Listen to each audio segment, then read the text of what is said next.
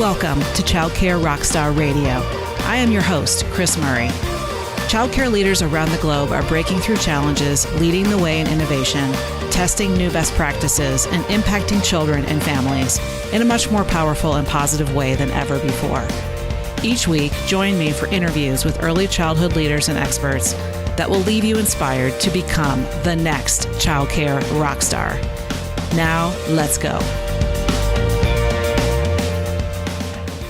This is episode 85, Childcare Rockstar Radio, featuring Dave Vasen. Hey everybody, welcome back to the podcast. This is Kris Murray, your host, and I'm thrilled to welcome you back with an incredible episode today. Dave Vasen, the founder and CEO of Brightwheel.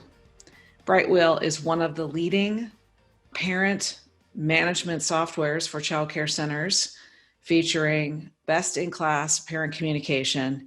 It's an incredible app. It's an incredible program. And you're going to learn a lot more about just Brightwheel. On today's episode, we really dive in with Dave Vasen on how to obsessively focus on customers and clients, how he came into this crazy world of early learning as a new dad, as a father of little ones, and a tech entrepreneur, and really spent thousands and thousands of hours in the trenches with childcare centers, really understanding and learning what they needed before he developed Brightwheel. And as he developed it, it started out being called Kid Casa, who knew, and rebranded to Brightwheel and officially launched in June of 2015. And fast forward just a little bit over 5 years later, we hear the story of really the behind the scenes deal on Shark Tank. So for those of you guys that are Shark Tank fans like myself, I'm fascinated with what goes on. And so I had to ask him, do you really actually pitch in about a 6-minute window? And how can people give you potentially millions of dollars in that short of a time? So you'll hear the answer to that question, along with what it's really like to work with Mark Cuban and other amazing high level entrepreneurs in this world of Shark Tank and beyond. So I want to thank Dave for being willing to share that story with us here on the podcast, because I didn't know if I was actually allowed to ask him, to be honest. And we learned just a lot about, any business can use what we talk about today, but especially a childcare business. We talk about obsessing about customers' needs and wants. We talk about sharing your story, the goodness of your brand. We talk about why providers in our space typically don't feel comfortable with and confident about sharing your unique value and gifts of what you do for families and kids, and how to get past that. And what I sometimes refer to as sharing your brownies. We talk about transparency in leadership and in life. And so much more core values, culture, and so much more on this podcast here at Childcare Rockstar Radio. So with the launching of this episode here in late September, we have just 3 weeks, folks, a little bit less than 3 weeks, actually. October 14th is the day that we kick off our incredible first time ever 3-day virtual summit event, Childcare Reimagined, featuring keynote speaker Simon Sinek, author of some of my favorite books, including Leaders Eat Last. It's probably my favorite, but his latest one that we're going to be talking about on the summit is The Infinite Game.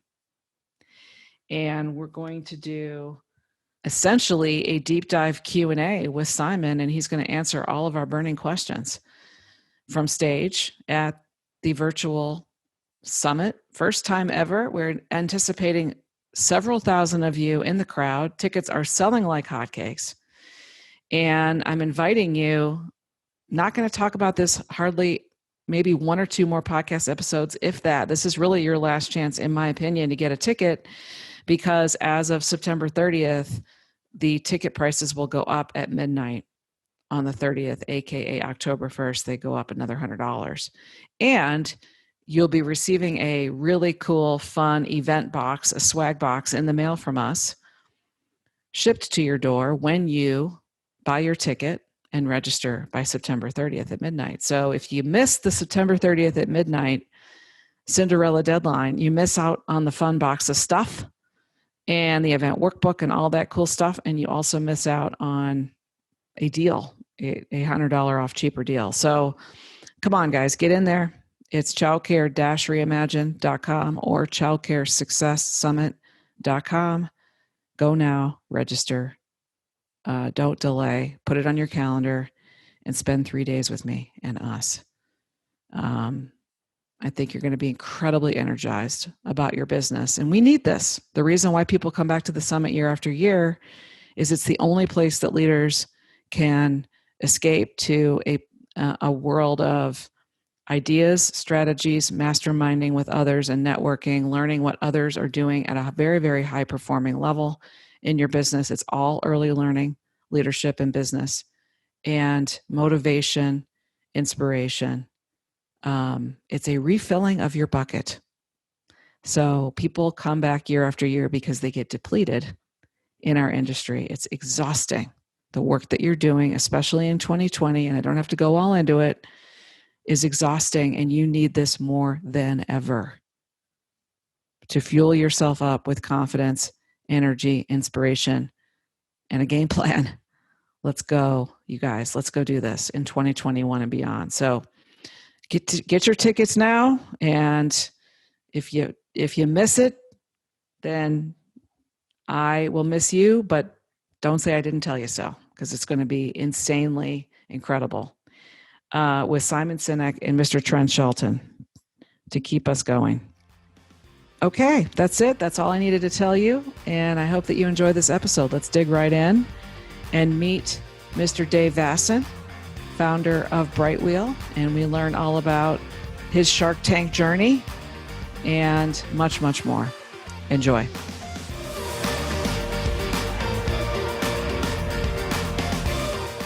Welcome back to the podcast, everybody. This is your host, Kris Murray, and I am thrilled to bring to you a great guest on today's episode, Mr. Dave Vasen, the CEO of Brightwheel. Dave, how are you today? I'm doing okay. I mean, all things considered. Thank you. How are you, Kris? Doing well. You know, it is a crazy world right now, and feeling blessed to be here and keep contributing. So I'm just excited to have you today. Where are you right now, Dave? In the Bay Area. We have team members scattered all over, but myself and our families in Oakland in the Bay Area. Cool. What's life like for you right now? It's a bit frenetic. I heard somebody say the other day that days are long and yet like weeks fly by. It feels a little bit like that. Mm-hmm. We have my wife and I both working from home, and probably honestly working too much. We have a 2-year-old who's now back in preschool. We have a 6-year-old at home on virtual first grade. So it's a lot. You know, I think try to stay focused every day on taking care of family, team, customers. But I think the pace of change, the amount of just everything happening out in the world right now, and the themes that are out there and all at once is a lot. And I think so. It's just a lot of empathy for everything that everybody's going through right now. Yeah, I like the. I'm assuming it's kid-oriented artwork in the background there of you. It might not be. Maybe it's your artworok. I don't know, but I like it. No, it's good. It is a mixture of the girls. It was plain for too long, and so they feel proud when they make something that we put up on the wall together. Yeah, it's awesome. Yeah. So, as the CEO of Brightwheel, tell us a little bit about your journey. I'm assuming it might be a very tech-oriented journey, but give us maybe some highlights of your journey so far. Yeah, it has been. I'd say a lot of the inspiration I think that led me here does go back all the way to my parents, where they're both immigrants and they came from South America, and it came with very little. And for them, it really was the ability to get an education and build themselves and build their careers that enabled everything for myself and my siblings. And so I think, from an early age, it always was an emphasis around education that really fueled a lot of my career, my passion. And I then went into a career focused on really almost exclusively on education and for many years with great companies like Cisco and Amazon that were really, for the most part, focused on K-12, but it was everything I did. I built an education team for Kindle at Amazon, so that was hardware devices and actual, physical reading. I worked on online education with Cisco, with Teach for America, did kind of teacher development, a whole host of things that involve technology. And I think that the common theme was always, how do you enable the educators? How do you involve parents in the right ways and ultimately create a better experience for students? And so that really became my life's work, almost exclusively focused on K through 12 education for a lot of my career, because a lot of people default there. I think it just a lot of education focus goes there naturally, I think, because of the number of years alone.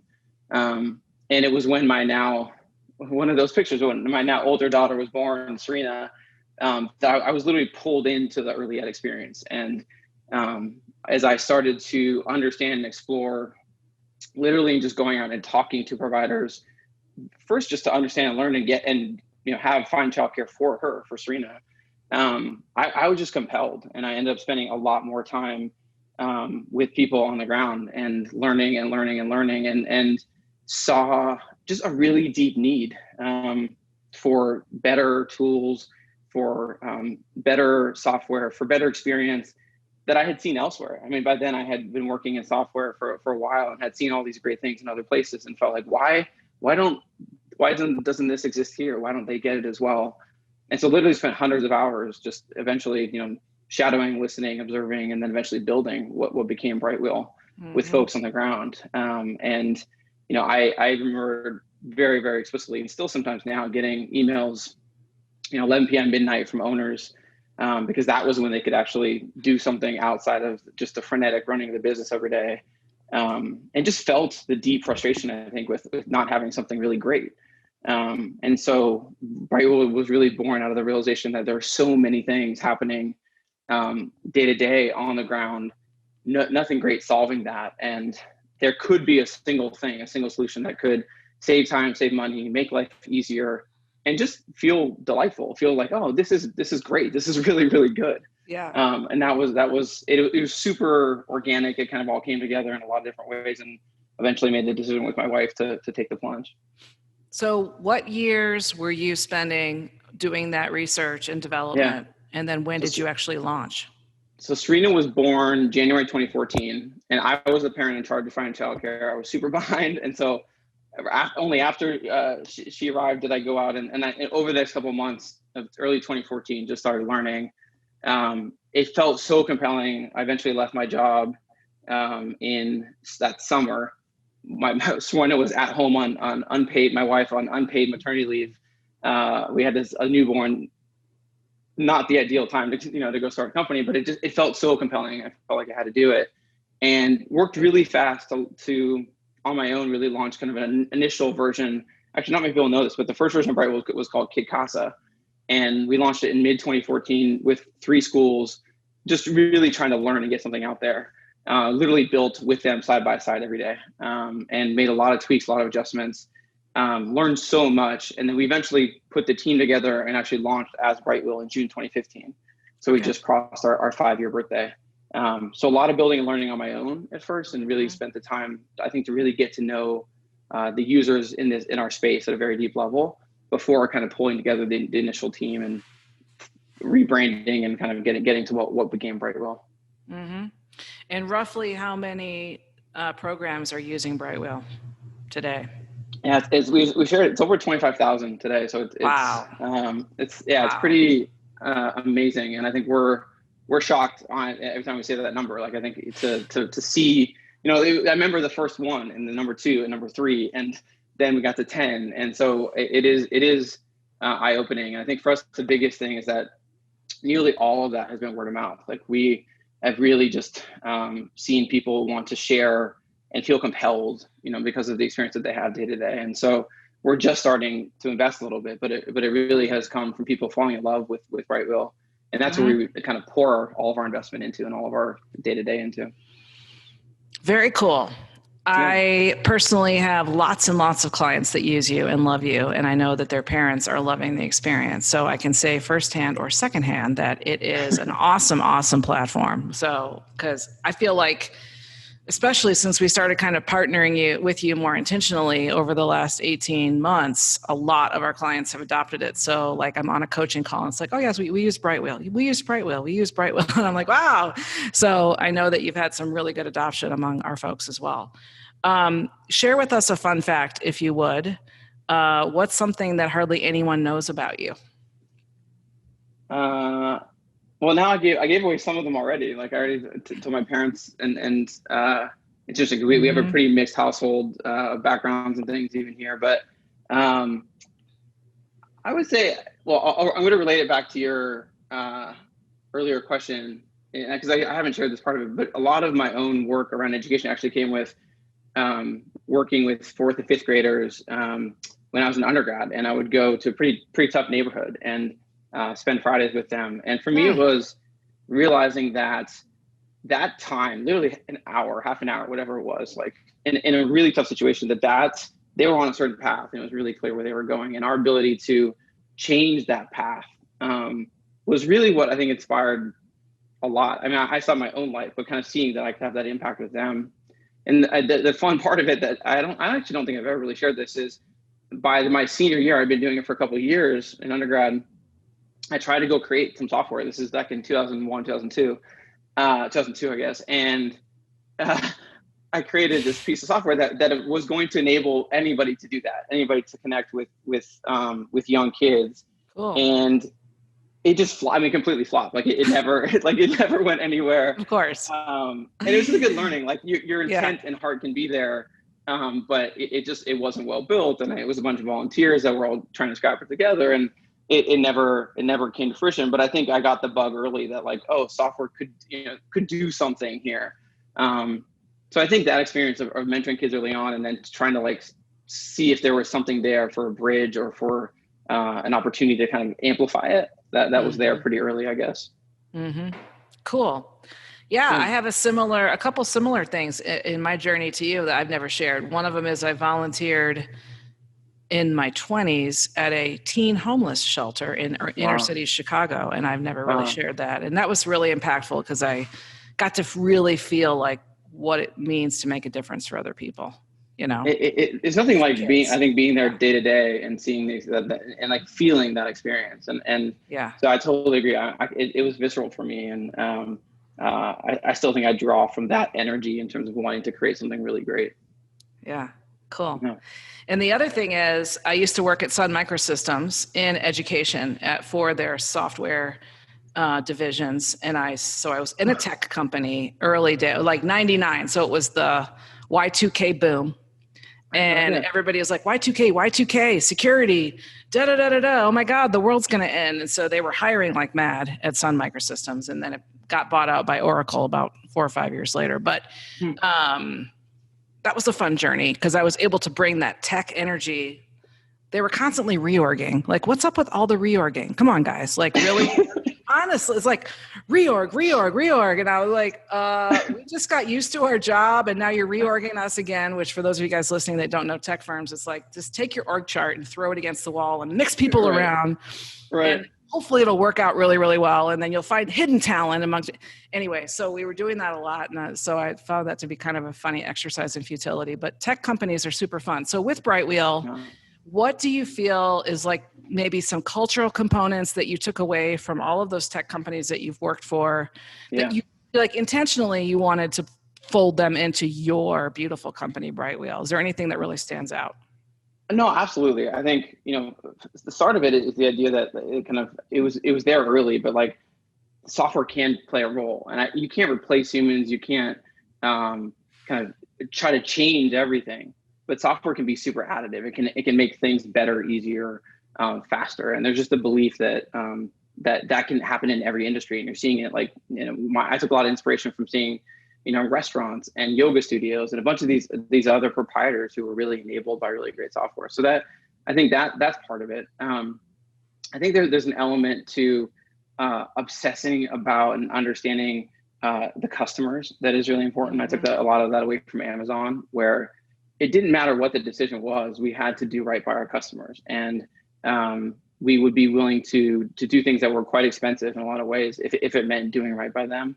And the other thing I think that I take away from multiple places is just setting a really high bar. I think it's, the goals that you set in so many ways determine where you get to. And, sometimes maybe you won't get there, but if you set a higher goal, you could set a 50% goal or 100% goal. And maybe if you set 100% goal, you don't actually get there, but you get above where you would have before. You get to 70 or 85% or something else. And the idea of just setting really audacious, big goals, having big opportunities and big ideas, it's almost infectious. Like it just feels really great.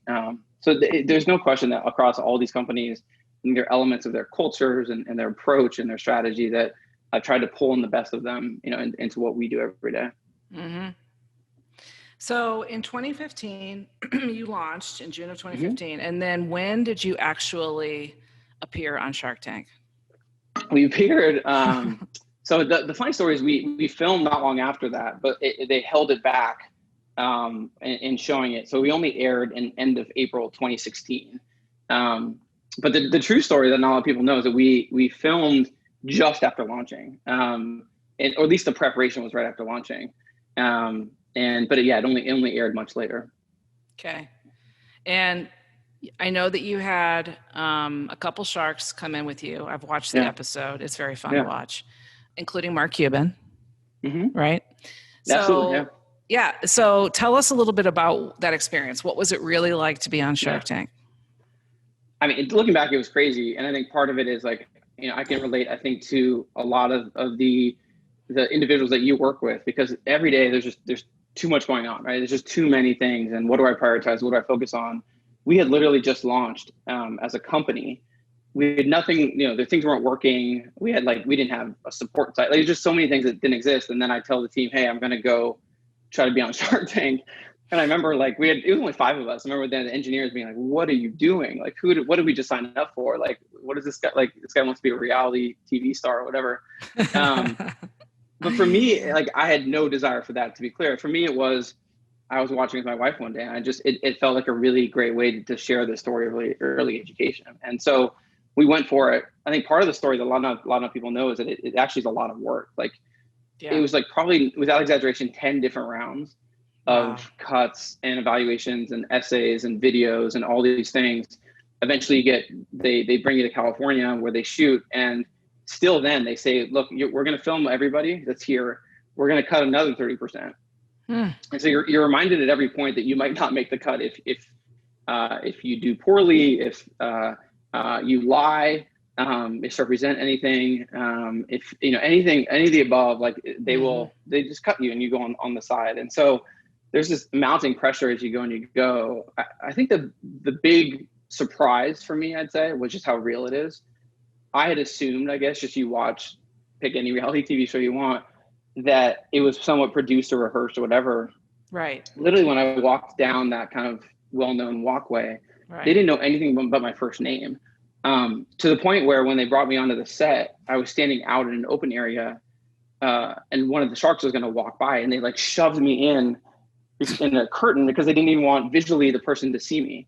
So they take it like super seriously. And so when I walk out and I put my feet on the spot and I look up at them, and they're literally, for the first time, that is what happens. You don't get any redos. It aired for 12 minutes, but it was 90 minutes of grueling, like nonstop 5 people asking you questions under super hot lights. Right. So it was like the most intense. I mean, I've pitched to investors before, but it was like literally talking for an hour and a half straight, trying to manage 5 different people who are really trying to throw you off balance. Yeah. So it was, I think it ultimately, I think what they showed on TV was factual, it was real, but they had to condense it down, into the best parts. And I think what I'm most thankful for about the experience is just like, I think it really told the story of early education, which was really what I was hoping for, about, the challenges, the opportunities, like our desire to help providers. Yeah. And I was worried because I also get no control. I can say nothing.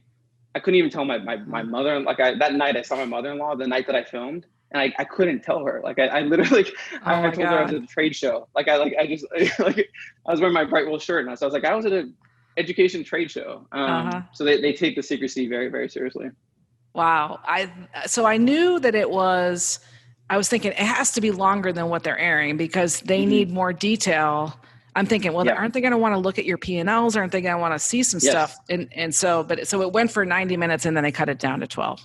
So that's I had to submit all kinds of stuff in advance. They vetted us in advance. Gotcha. And then during the 90 minutes, they were asking me like, oh, what technology provider do you use for this? Like it was very, very detailed.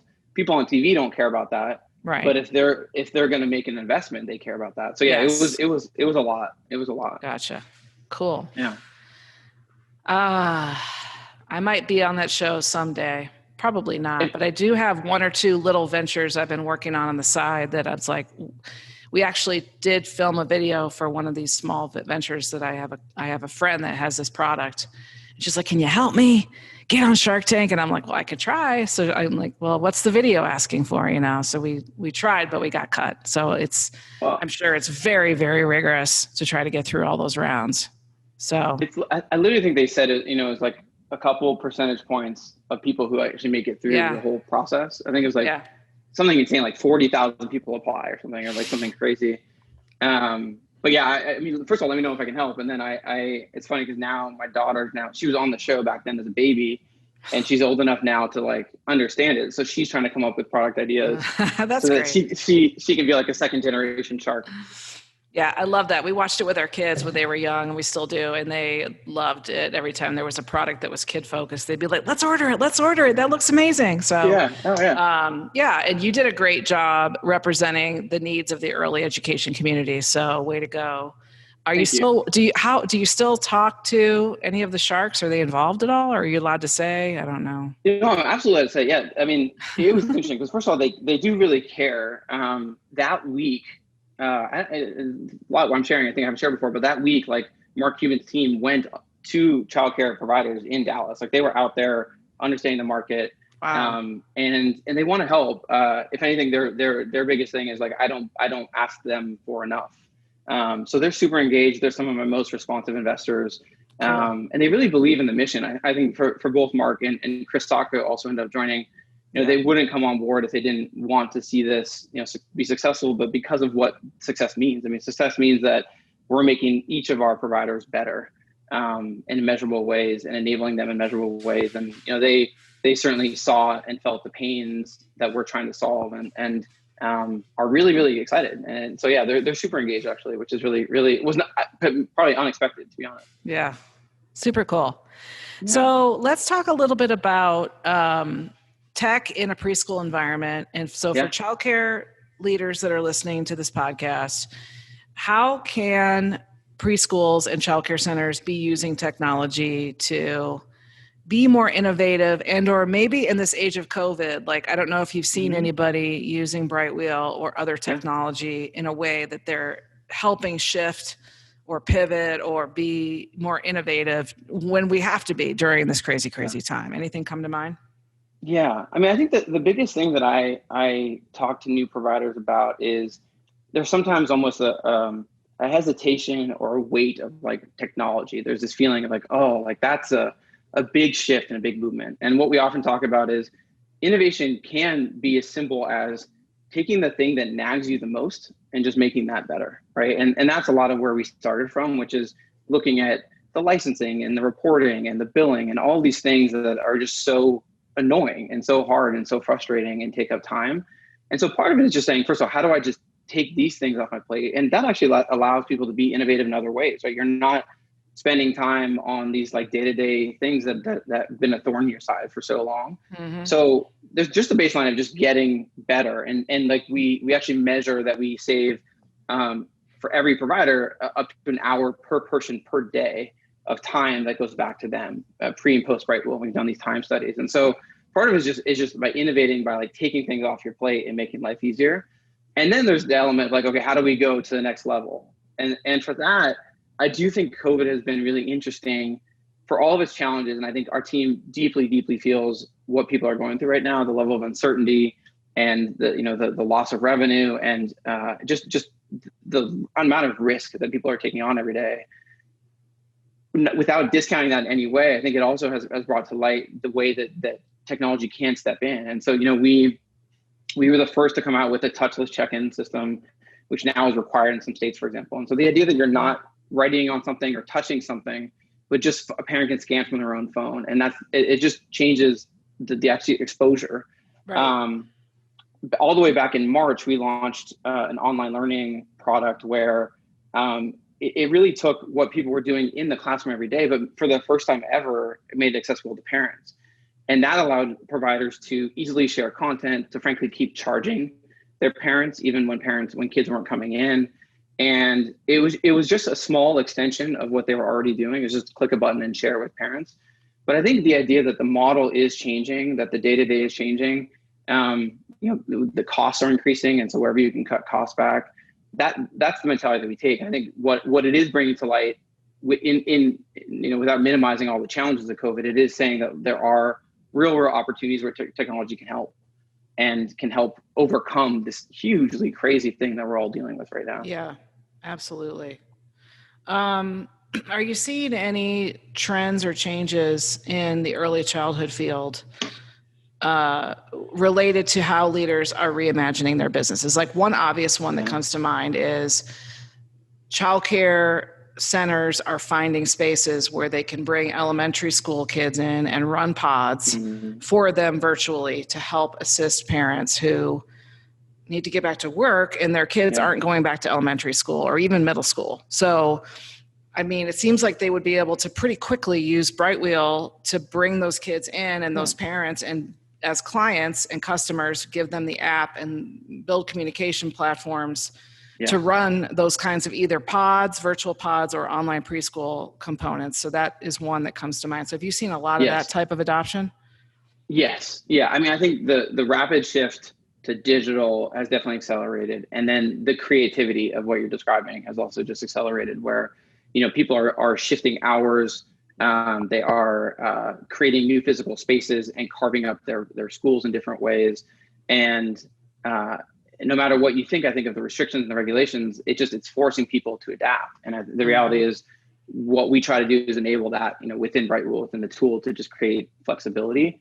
So there's definitely a trend of digital, of creativity. I think I alluded to it already, but just learning happening everywhere. What we saw was in the movement towards some combination of at home, at the physical school, or maybe some, actually, like both. Like, there's a hybrid model happening now too.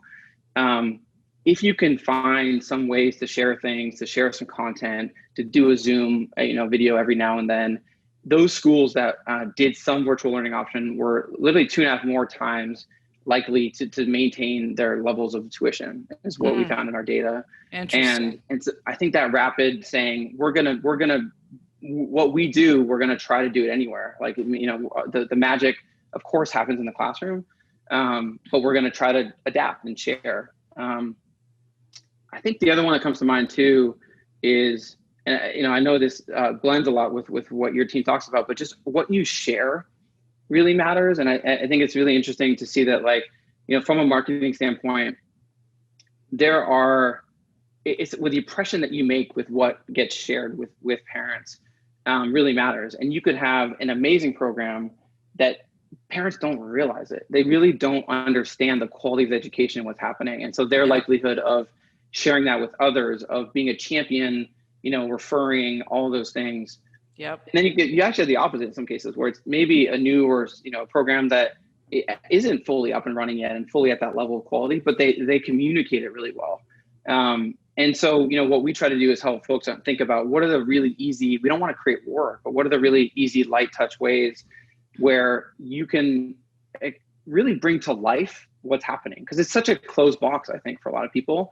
But when at a time like this, when a lot of people do, depend on referrals and word of mouth and all those things. And, to plug, the Child Care Success Academy, like, I think what we really love about the partnership is just helping early educators thrive, by being smarter and different owners and considering new things and looking really strategically, I think, at a lens of like, what can we do differently? So I think, we feel a lot of alignment there. Absolutely. I mean, I was just working with 2 different providers earlier this week on tightening up their referral programs, so one in Maine and one in Virginia, because they just, it's something that they forget. But that's the thing. I love what you said, is that their programs usually aren't sharing enough of the gems of what's going on day to day. They're assuming that parents know, or they don't want to toot their own horn oftentimes. They feel weird about it. And it's like, no, you guys, it's like you have just these amazing golden moments going on right here, and you're not sharing them. You're not sharing your brownies, is the phrase that I've used. Yeah. So you can use Brightwheel in this amazing way, and your parent, your software platforms to share that. So awesome. And what I hear about Brightwheel is teachers go, it's just so easy. Like, we've used other software, you've used it. And so they're like, we just feel like Brightwheel makes it super easy. So you've got some built-in ease of use and functionality for the user there, Dave, that is definitely best in class, because I just always hear from, especially teachers and directors on the front line, that they love it because it's just easy to use. So it's super kind of you. That's honestly what we obsess about. And I think it comes from all those hours literally being side by side with the educators.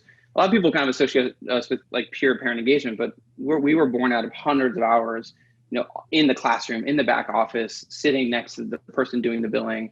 And I think our obsession, we literally track how long does it take to do this, and how do we shave seconds off of that?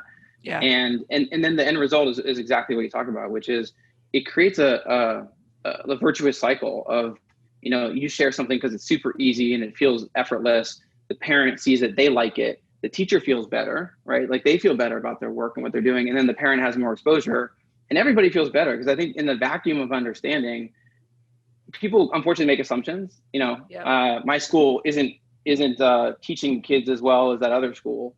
Or on the other side, parents are, they want to know everything.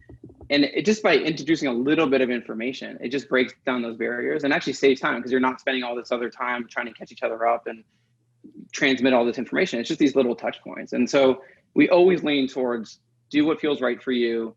Don't create extra work for yourself and your staff, but find easy ways and easy touch points to just celebrate the things that you're doing, because it is amazing. It's, in so many ways. Yeah. And one picture, one audio file, one video, whatever it is, can really bring that to life. One lesson, whatever it is.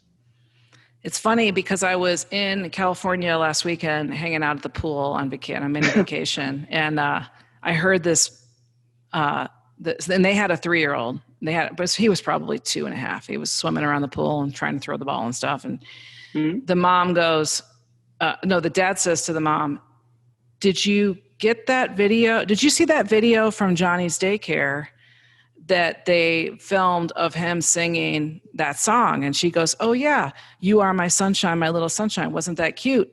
And he goes, yeah, I responded back to them about how awesome it was. And she goes, I did too.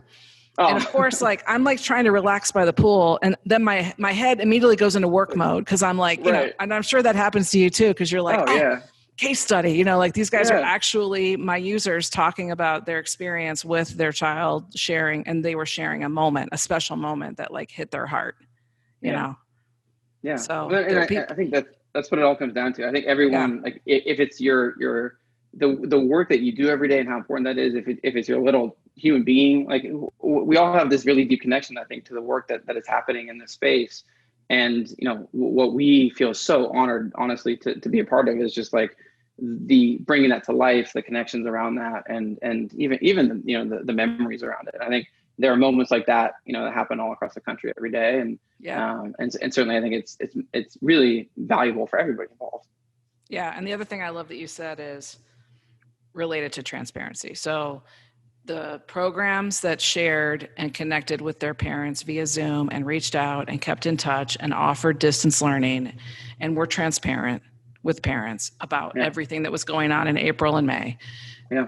It retained, there were 2.5 times more likely to retain enrollment and revenue, roughly is what you said. Exactly. Yeah. Yeah, and transparency is it. When you're people know they want you to be real. They know in today's age of social media when you're BSing them, and they want their the people they do business with, especially with their children's interests at heart, they want those people to be real and be transparent. Yeah. So, and Brightwheel is helping them do that. So that's super cool. What is the biggest challenge that you faced as an entrepreneur, and how did you overcome it? Today? This week? Like what, this week. What time? I know, what time really? Frame? I'm not, I mean, to be honest, like, and I actually was talking to owners and administrators this morning.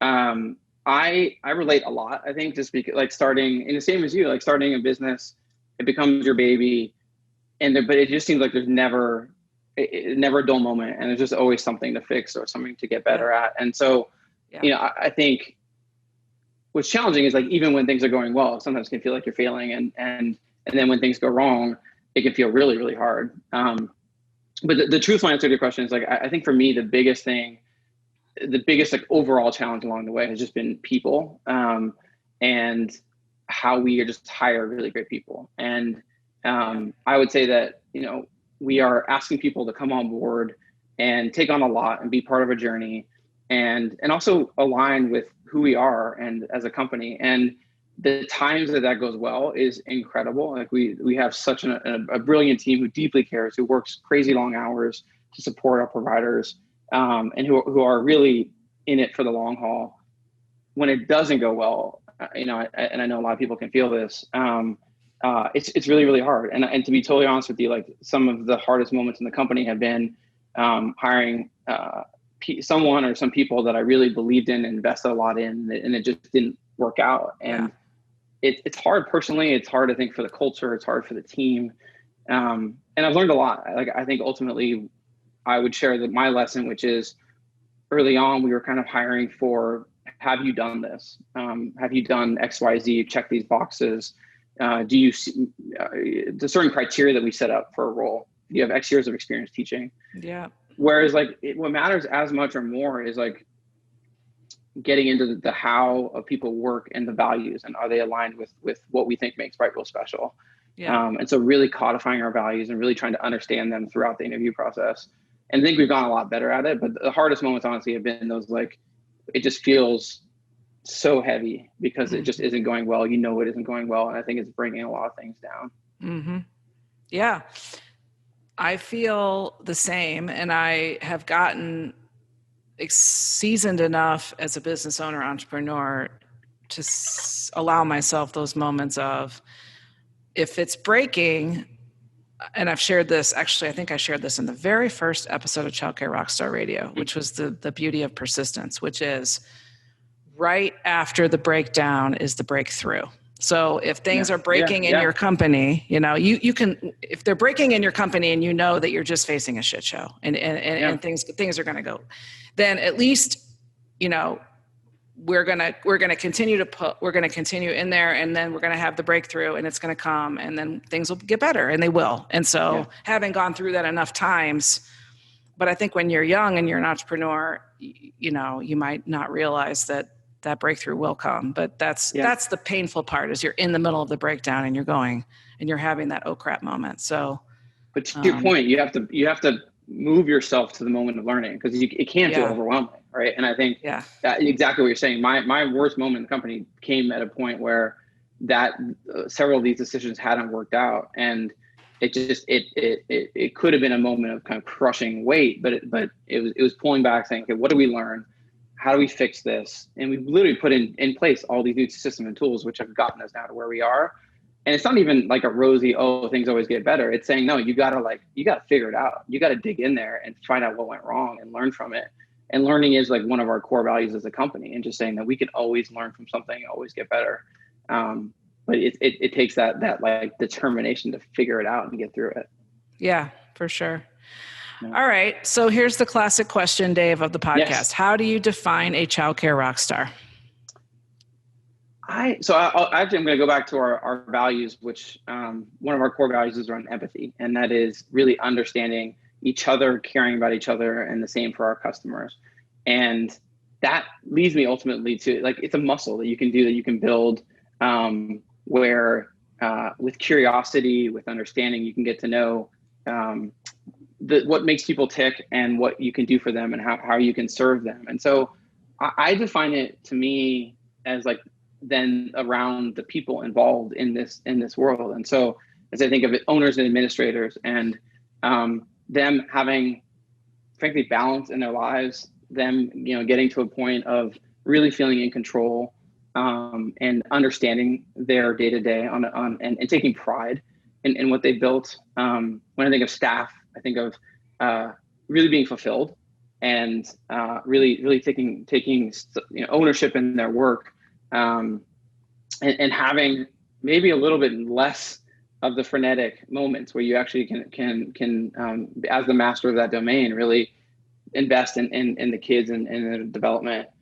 Parents is an easy one that's just engaged. I think engaged in the kids' development, and then the children learning and happy and and thriving and growing, and all of that gets mixed into a world of COVID where everything gets harder and changes and everything. But to me, I think of like if each of those constituents is moving in a direction towards those, that's a rock star. And it's not to say that they're all going to be there, but I think the progress towards that, and that's what our team. I think that's the why of what we do ultimately for us. Like I tell the team when we have a new hire, new people come in, I say, and this is a bold statement, I know I was up front, but I say that you could not be making a bigger impact in the world than what you're going to do here.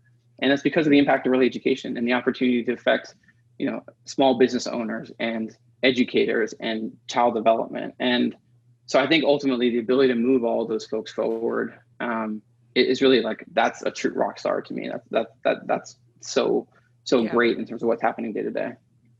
Yeah, love that. All right. Anything you want to share as we close out the podcast? And I'll have you also, I'm assuming it's brightwheel.com that people can learn more about Brightwheel. Is that right? Actually, it's so painful. No, it's painful because it's mybrightwheel.com. mybrightwheel.com. Yeah, we still haven't been able to get the dots. It's sitting out there, but it's mybrightwheel.com.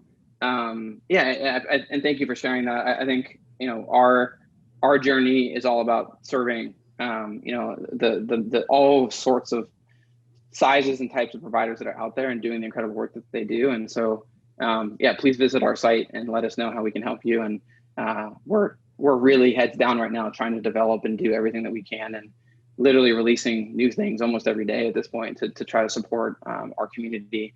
And actually, I would plug too, we just launched an online community as well of folks where they can go and on Facebook and ask questions of each other and get help from each other. Oh, cool. And just figure out external to Brightwheel, just like, how do I do this? How do I move into online learning?